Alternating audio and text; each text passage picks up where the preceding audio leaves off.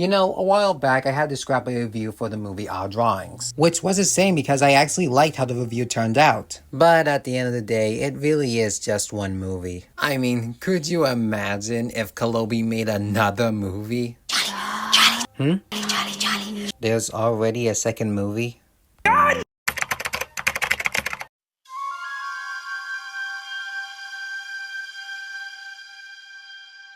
Just when I thought I was out, they pull me back in. If you don't know, a few months back, Calobi made a video update on his channel. During it, he brings up how he's gonna make a second movie. Then, on August 2nd, the movie was finally released under the name Julissa's Hidden Island. Now, I'll be honest, as much as I did not like the first movie, I did have some level of hope for this one. I mean, come on, this guy had about a year to improve his stuff. How bad could it possibly?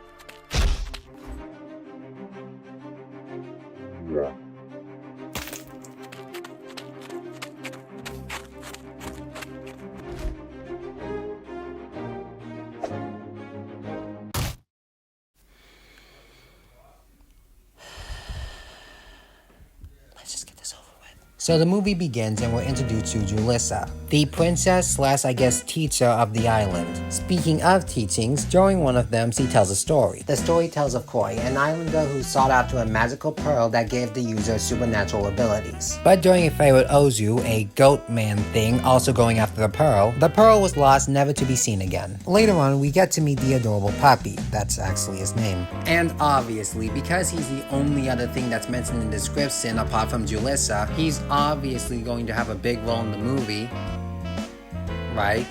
Anyway, back to the movie. Adorable dog, please take the mic. Oh no. Adorable. If you don't know what's going on here, allow me to explain. You see, since the release of Our Drawings, there were a lot of scenes that were joked about. One of the more popular ones was the beatboxing dog. A scene where Paige randomly introduces a character and they start a musical number. And now Calobi is trying this again with the adorable dog. The problem is that this doesn't work. The beatboxing puppy worked because he came right the hell out of nowhere, making it ironically hilarious. Another thing is that the beatboxing puppy's song makes sense. He has beatboxing in the name. Of course he was gonna do some kind of song. Here, not only is there no surprise to the dog, but there is no implication of him being able to talk, let alone being able to sing. I didn't think there would be something that will make Our Drawings look better by comparison, but you proved me wrong. Anyway, the kid tells Julissa that he had a vision of Croy looking for her, and to look for him in the forest. We then cut to two knights who are essentially having what I can only describe as red versus blue dialogue. We then see Ozu attack and threaten the knights, along with telling his plan to use the pearl to help progress the island. We'll talk about that later. We cut to Julissa in the forest looking for Croy. We then see... Oh God, please, no. I heard a disturbance in the forest, so I decided to check it out. And what do I see? A fool who is lost in the woods. This is Deer. Again, really straining themselves with the names. He is basically a Chris Rock / Will Smith / Wayne Brady type character, and just so happens to be the most annoying part of this entire movie. And as someone who heard this for a good amount of time... That is saying a lot. Anyway, Julissa finally finds Croy and explains how he's been trying to leave the island to see more of the outside world. Excuse me. Oh, get over it. Girls fart too. The fuck was the point of that? Who's writing this movie? Cartoon Gal's mother? So Croy explains how they have to defeat Ozu, and then cuts to, I guess, a training montage. How could you people be so stupid? We don't got time to be lifting weights. Are you aware that it takes weeks to build muscle?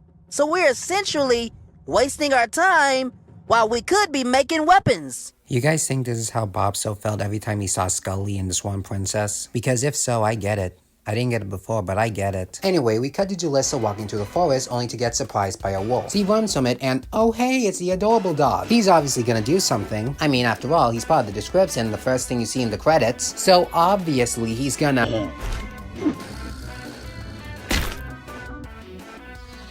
Why do I even bother?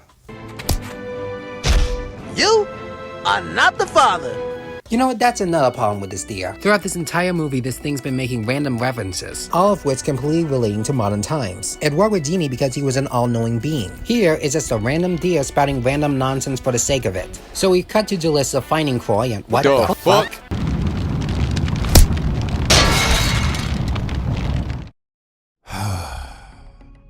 Just once do I wish our people... What the fuck was that? Hey, can I get a fuck you? Are you gonna do something? You just got headbutted by a man the adventurer's sister. Forget it, let's get the rest of this movie over with. Koi explains that because of the pearl, the entire island is sinking. Then out of nowhere, Ozu comes out. They have a massive fight and holy shit, he's just to a child. Ozu then says to meet him at the bottom of the ocean. And despite Koi literally saying it's a trap, he and the others go out to sea. I am Julissa of the Hidden Islands. I am a leader and a teacher. I can fight. That was a cheap shot. Okay, that was funny. So for the next 5 minutes, nothing really happens until they're in the water being chased by a shark. The shark eats the deer. Yes! And instead of hurting it, Julissa decides to have a chat with it, I guess. You get to live underwater? Wow, I'm so peanut butter and jelly of you.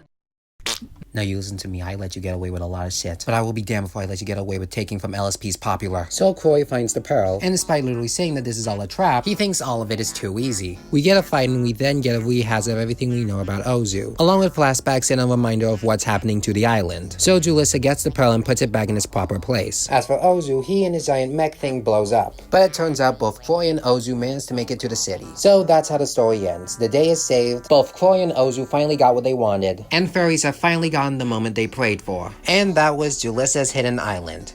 It's actively worse than our drawings. Plot-wise, at its best, it takes from other movies verbatim, and at worst, just meanders around its plot. In terms of characters, Julissa has to be the worst part. I never talk about it in the movie, but during it, he goes from being bossy to being dismissive to being downright psychotic at a flip of a goddamn switch. Julissa hears both Koi and Ozu's desire to help the island, and instead of learning something from it, she makes it where you can just leave the island but never come back. Which thank goodness no one who wanted to leave the island had family members. Or God forbid the family needs to know where they are. I talk more about the movie, but it's just a huge gigantic nothing bug of a plot, which maybe if Calobi didn't spend half his movie on miscellaneous scenes, we wouldn't have this problem. This is said to be Calobi's last movie, and all I can say is this. Go figure. The president spent half his time making videos on animation errors and cartoons saying no words couldn't make a movie to save his life. Destroy us both now! Let us be an example, so that Julissa will raise up her army and squash you for good. You talking about the movie?